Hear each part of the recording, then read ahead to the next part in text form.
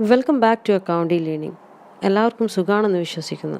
അപ്പോൾ ഇന്നത്തെ വീഡിയോയിലൂടെ ബേസിക് ആയിട്ടുള്ള കുറച്ച് ജേണൽ എൻട്രീസ് നമുക്ക് പരിചയപ്പെടാം. Started business with cash.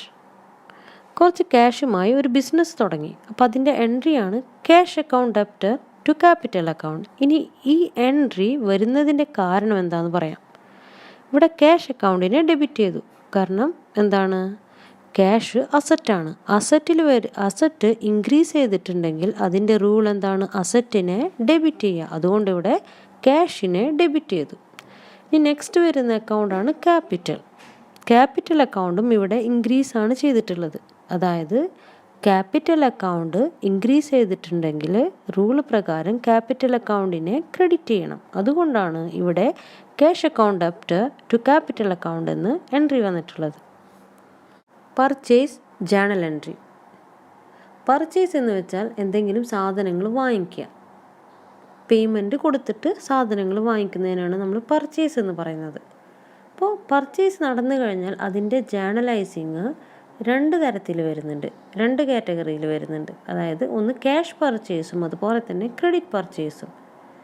Cash purchase എന്ന് വെച്ചാൽ സാധനങ്ങൾ വാങ്ങി ദ സെയിം ടൈമിൽ തന്നെ നമ്മൾ അതിൻ്റെ പേയ്മെൻറ്റ് കൊടുക്കുന്നു. അതിനെയാണ് ക്യാഷ് പർച്ചേസ് എന്ന് പറയുന്നത്.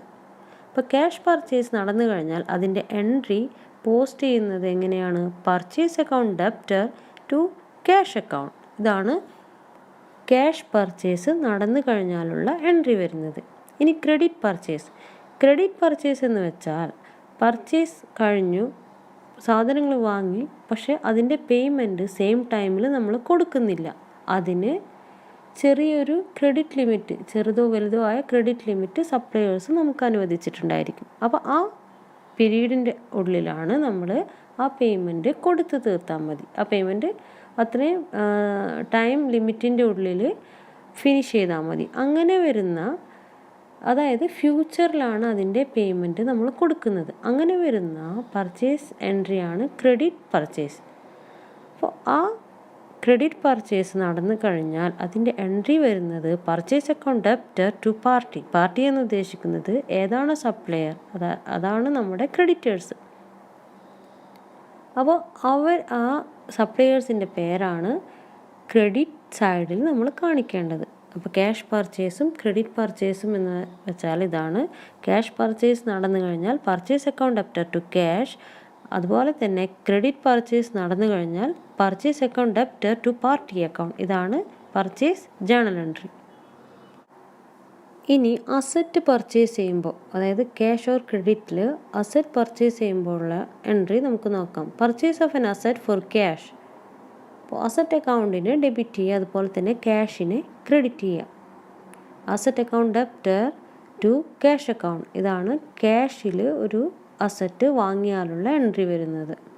ഇനി അടുത്തത് ക്രെഡിറ്റ് പർച്ചേസ് ആണ് നടത്തിയിട്ടുള്ളത്. അസറ്റ് വാങ്ങിച്ചത് ക്രെഡിറ്റ് പർച്ചേസിലൂടെയാണ്. അങ്ങനെ വരുമ്പോൾ asset account debtor to party account. ഇതാണ് അസറ്റ് അക്കൗണ്ട് ക്യാഷ് ഓർ ക്രെഡിറ്റിൽ പർച്ചേസ് ചെയ്താലുള്ള ജേണൽ എൻട്രി വരുന്നത്. പർച്ചേസ് അക്കൗണ്ടിൻ്റെ എക്സ്പ്ലനേഷൻ വരുന്നത് ക്യാഷ് പർച്ചേസ് ആണെന്നുണ്ടെങ്കിൽ purchase account debtor to cash. അവിടെ പർച്ചേസ് അക്കൗണ്ട് ഡെബിറ്റ് വരാൻ കാരണം പർച്ചേസ് എക്സ്പെൻസസ് അക്കൗണ്ടാണ്.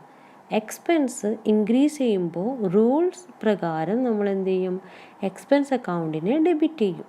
അതുകൊണ്ടാണ് പർച്ചേസ് അക്കൗണ്ടിനെ ഡെബിറ്റ് ചെയ്യുന്നത്.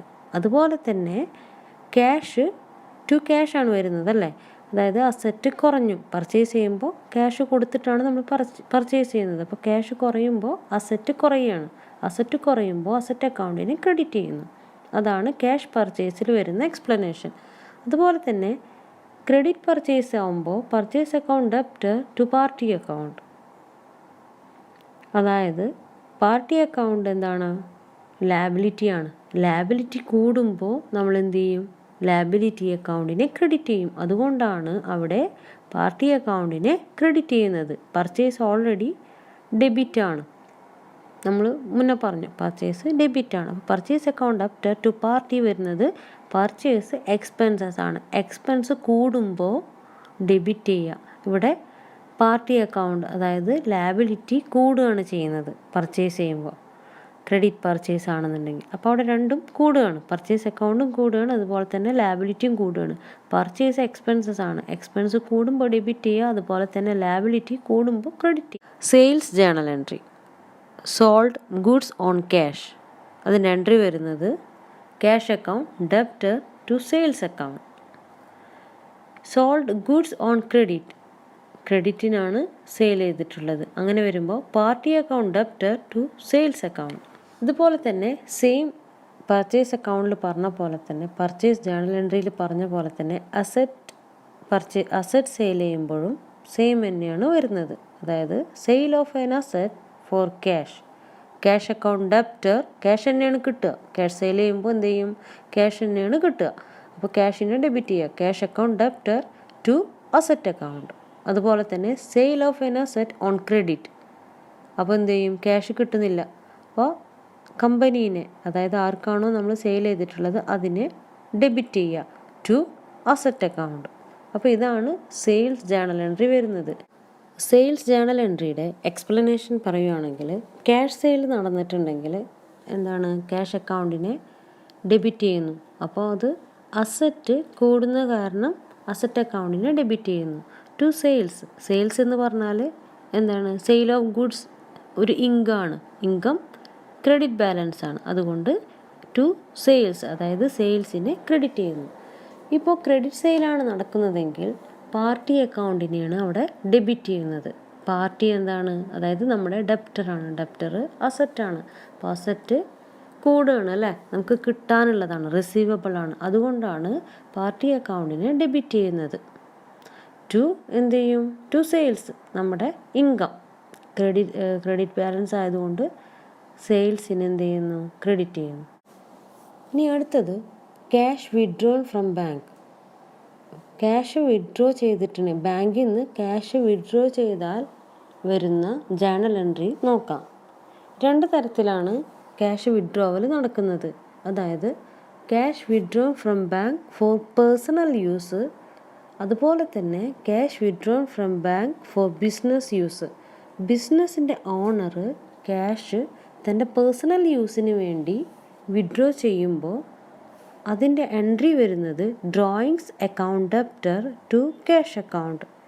ഇനി ക്യാഷ് ബാങ്കിൽ നിന്ന് വിഡ്രോ ചെയ്യുന്നത് ബിസിനസ് യൂസിനാണെന്നുണ്ടെങ്കിൽ അതിൻ്റെ എൻട്രി വരുന്നത് cash account debtor to bank account. ഇതാണ് വിഡ്രോവൽ എൻട്രി വരുന്നത്.